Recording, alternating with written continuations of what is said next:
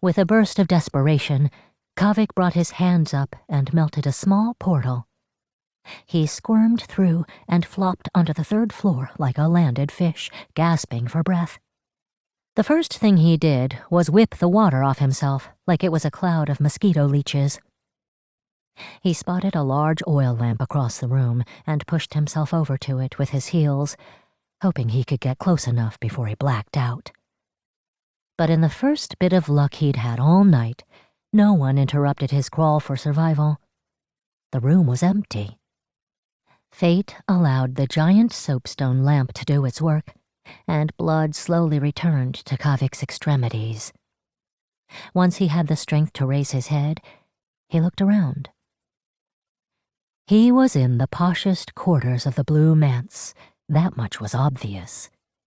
Rich wooden furniture harvested and shaped from continental trees. Walls insulated with foreign wool rugs.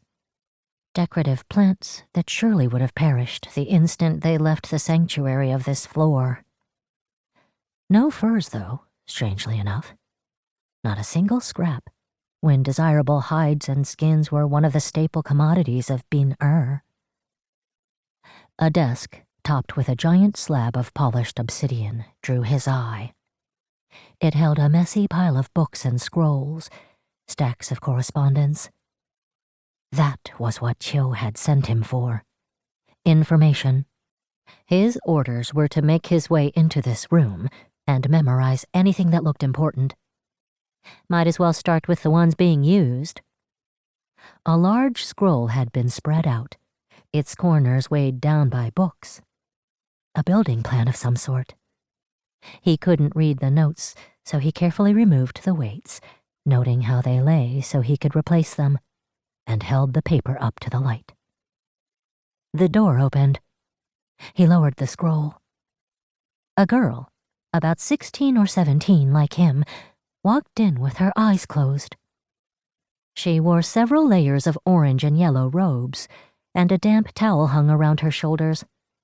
She flapped her hand at her face, and the motion caused her long black hair to stream behind her, blown by an unseen wind.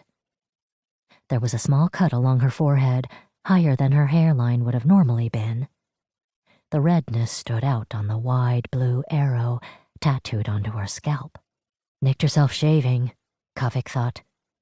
An air nomad. Why would an air nomad be staying in the Blue Manse, which was normally reserved for... Oh no. Oh no. The girl opened her eyes. They widened a little when she saw Kavik, but not by much. She stopped drying her hair and looked at the scroll in his hands. "Please don't take that," she said. "I haven't finished studying it." Kavik swallowed.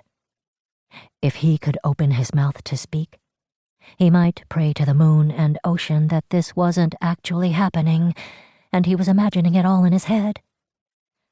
But the one human being who could intercede on his behalf with the spirits was the very person he'd burgled. She could swat down his pleas, leaving him a luckless, forsaken husk. He handed the scroll back. He could do nothing else. "Thank you," Avatar Yangchen said as she took the paper from him. "You might want to cover your ears now. I've been told I can scream pretty loud."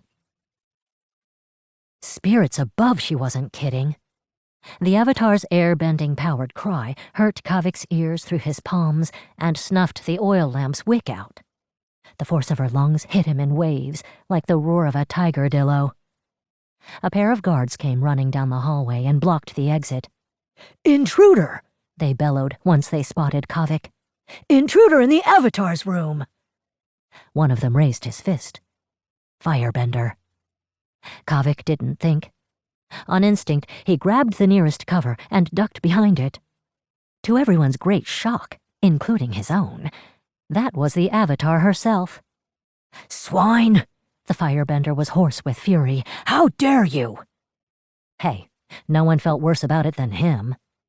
Using the holiest figure in the world like a plank shield was not his proudest moment. He turned her so she faced her guards and stayed low, clinging to her waist like a shipwreck survivor to driftwood. Through the side of his face pressed to her back, he felt a shake. Was she laughing? "Be careful," she said to her guards. "He's a waterbender." That's right, he was a waterbender. And they were inside a house of ice. One wrong move and he could send deadly shards hurtling into her flesh from all directions. If he were a total monster. The guards hesitated, and that was enough. The Avatar's warning helped Kavik more than anything. He let go of her and stepped back to create some space, jostling the table behind him. A pile of envelopes scattered like fallen leaves. "What are the chances we can forget this ever happened?"